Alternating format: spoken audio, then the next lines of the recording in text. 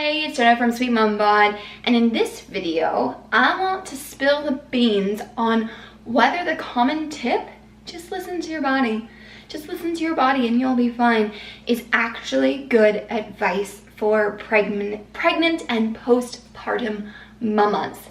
That's a lot of P's. Who want to get back into exercise.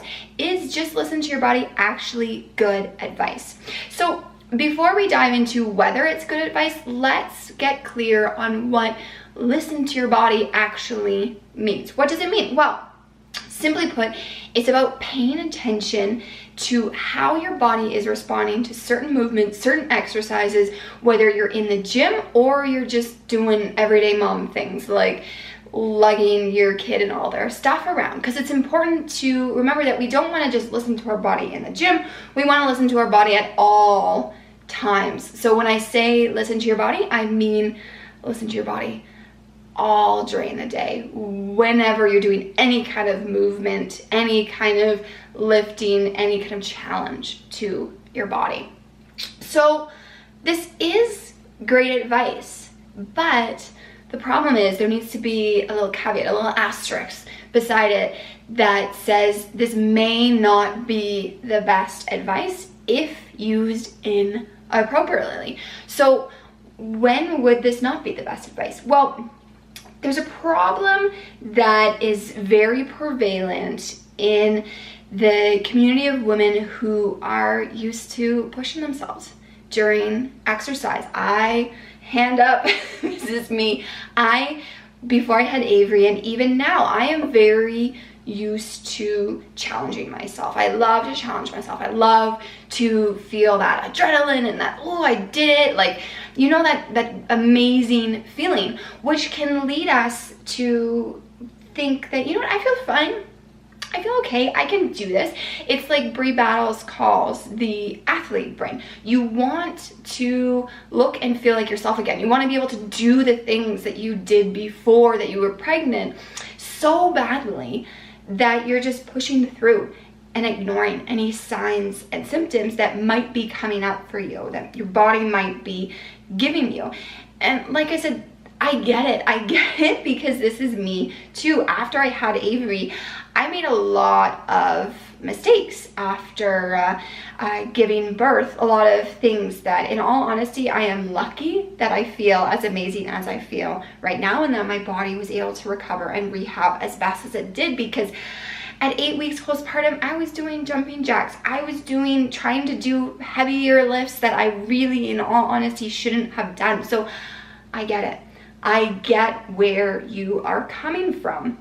But the issue is that not only is it really easy to ignore any signs and symptoms that our body is giving us, it's also true that we may not be getting signs and symptoms. There may be things going on in our bodies that we are not getting any signs and symptoms that anything is wrong. Prolapse, for example, pelvic organ prolapse can be asymptomatic, meaning that you may have no idea that you have it, which is a really key reason why I recommend all moms go see a pelvic health or women's health physiotherapist or physical therapist after they have a baby, just to see what's going on internally so we know how best to help you.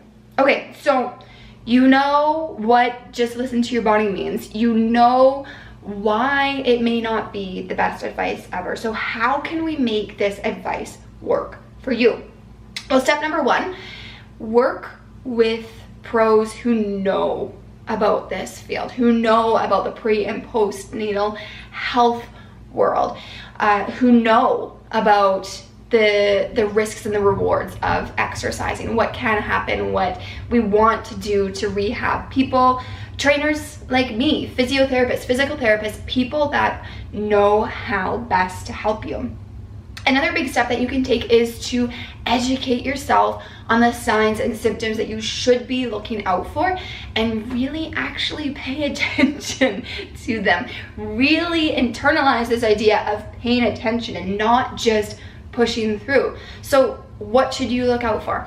Things like feeling like you need to pee during a workout or leaking even a little bit during a workout, worrying that you might not be able to make it to the bathroom on time, any pain or pressure in your pelvis, your vagina, your anus, any pain in your abdomen, especially if you've had a C-section or you're working on rehabbing your diastasis recti, any back pain, feeling like you need to hold your breath during a lift. If you feel like you need to do a Valsalva movement and you are 8 weeks postpartum, oh boy, it is way too early to be doing that heavy of a lift. So we really want to be paying attention to these kinds of signs and symptoms. One last thing that comes up a lot is feeling like you can't engage your core properly. Feeling like partway through a workout, you're like, my core is just not responding. It's probably because you're challenging your body a bit too much and the muscles are like, I'm out. I am done. I cannot work anymore.